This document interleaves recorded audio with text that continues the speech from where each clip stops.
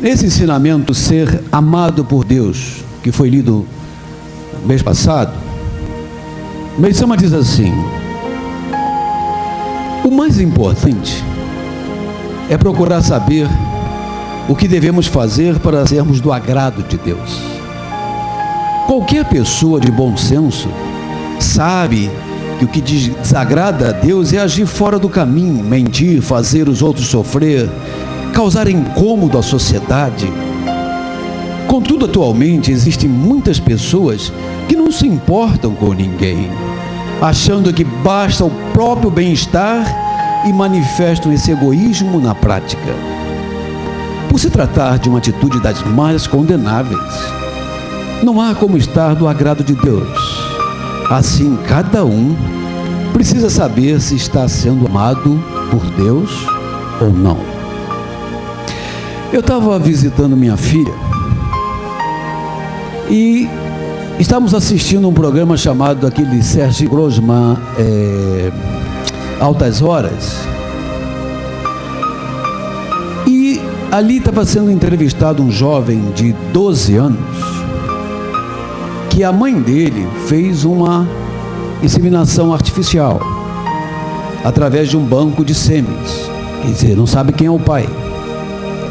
Só que foi fecundado esse óvulo e foi utilizado o útero de uma outra mulher. Então a questão é que esse garoto, ele tem duas mães, a biológica, que é a dona do óvulo, e a consanguínea, a sanguínea, quer dizer, aquela do emocionalmente, sentimentalmente, a mãe que desenvolveu a gravidez durante os 9 meses. E as perguntas eram dos jovens para ele: como é que você se sente tendo duas mães e não tem um pai? E ele explicava, né, que ele, desde que ele cresceu assim. Ele nasceu e cresceu com as duas mães. E ele respondeu para o jovem: e você?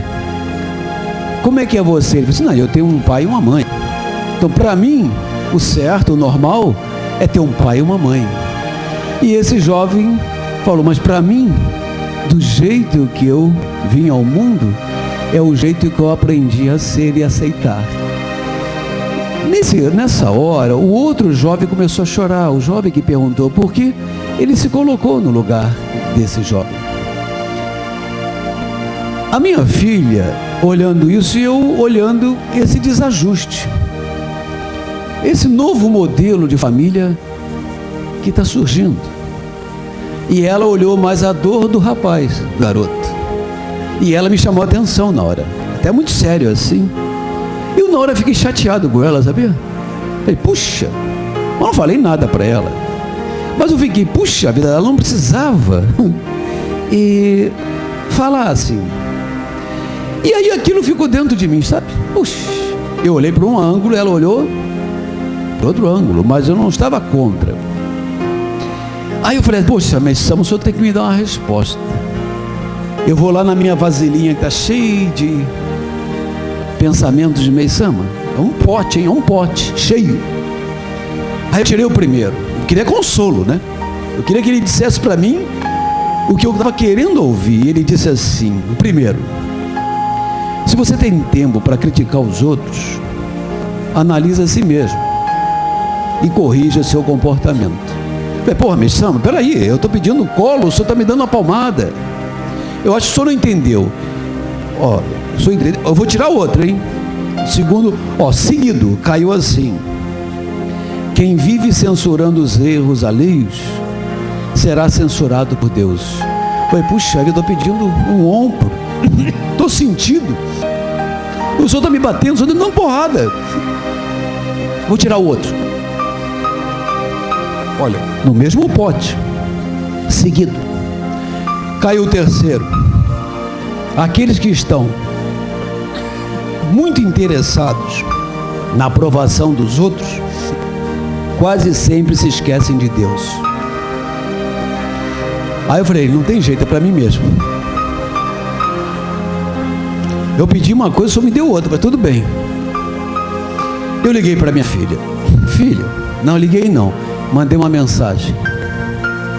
filha, o que você acha que eu tenho que melhorar? E ela respondeu assim: não tem que melhorar em nada, pai. Apenas manter a cabeça aberta para as mudanças do mundo. Podemos ser espiritualistas,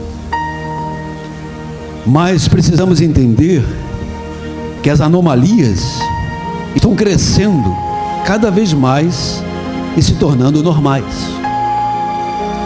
Eu também trabalho com uma lésbica, trabalho com um gay, e percebo, entre outros que eu trabalho, como essas pessoas que pertencem a uma minoria são infelizes e inseguras por causa da intolerância dos outros. Muitos acabam entrando em depressão e se matam ou morrem por causa da intolerância.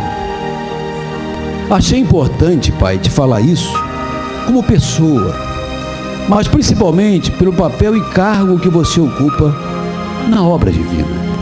Te amo, pai. Quando eu olhei isso, aí eu falei, puxa, porque eu vi também no programa na Medida Certa a intolerância de torcedores, Palmeiras com Corinthians, onde quebraram os vidros do metrô para acertar um ferro na cabeça do outro, brigando feito, não sei nem se é animal, o que é, pessoas desqualificadas como seres humanos, desejando a desgraça do outro. Eu vi também uma moça que bateu atrás de um carro, o cara desceu do carro e deu um soco na cara da mulher. A outro dia eu estava vendo duas meninas que bolaram o assalto na sua própria casa para tirar o dinheiro do pai. E também na Fátima Bernardes eu vi dois outros casos. Duas moças bonitas, casadas com o mesmo homem e vivendo numa boa. Então amanhã vai ter filho. Eu vi um casal de homossexuais adotar uma criança. Amanhã esse garoto vai crescer, ele vai chegar e vai dizer assim: isso aqui é meu pai, isso aqui é meu pai, cadê minha mãe? Mas isso são modelos de família que estão surgindo. Por isso que os frutos dessas famílias, eles têm que conviver socialmente. E nós precisamos estar com a cabeça e o coração aberto para saber entender isso. É isso que minha filha quis me alertar, porque ela sentiu a dor daquele jovem e ele tem que conviver com isso, que por alguma razão alguém escolheu para ele, né? Assim. Então, o que eu aprendi com isso? Que nós temos que saber receber, respeitá-los, não podemos ignorá-los e discriminá-los. Uma coisa que jamais devemos é ignorar as pessoas. Muita gente diz que gosta, mas quando a pessoa faz algo que desagrada, você a ignora e a critica, não tem? Todo sentimento condicionado a uma situação, ele não é um verdadeiro sentimento. Porque amar uma pessoa quando ela erra e está por baixo é um sentimento nobre, não é assim? Eu sempre procurei ver meu verdadeiro amigo. Verdadeiro amigo a gente descobre quando a gente está por baixo. Quando todo mundo nos esquece, nos ignora, aquela pessoa nos abraça e nos entende. Não é isso? Eu conheço pessoas que quando estão por baixo, elas são maravilhosas. Mas quando estão por cima, pisa. Eu lidei com chefes assim. Trabalhei em muitas empresas. E hoje a gente encontra pessoas assim. Por isso que Também aqui na igreja, uma outra moça estava falando que ela veio de outra religião e às vezes ela não sente a vontade. A igreja messiânica, ela é abrangente. Ela recebe pessoas de outras religiões. Ela não impede que uma pessoa de outra religião receba o Ricari. Não existe isso. Porque Meisama fala que o objetivo é unir a todas as religiões. Só que, muitas vezes, isso é uma questão de tempo, até a pessoa se ajustar. Por exemplo, o Ricari, ele é consagrado. O Ricari não deve estar misturado, pendurado no pescoço da gente com outros objetos. Lógico, se você bota um crucifixo, não tem problema, bota por fora. O Ricari não deve estar misturado. Agora, guias são batizadas, as guias são vinculadas muitas vezes a uma entidade. O Ricari e essa guia junto, muitas vezes interferem. Então tem pessoas que conseguem fazer isso naturalmente. Se conseguir, ótimo, mas com o tempo tem que definir. A igreja é aberta, ela recebe a todos, mas o que não pode é a igreja abrir mão dos seus preceitos. Está usando espaço da igreja messiânica, a pessoa vem aqui receber jorei, então a pessoa fica perdida. Isso é que não deve acontecer, isso já é intolerável, entende? A tolerância é no sentido da convivência, mas não na interferência. Da mesma forma que não pode chegar lá na hora que a pessoa está no centro e querer... Se você muitas vezes usar o Ricari, não tem nem como você servir como canal.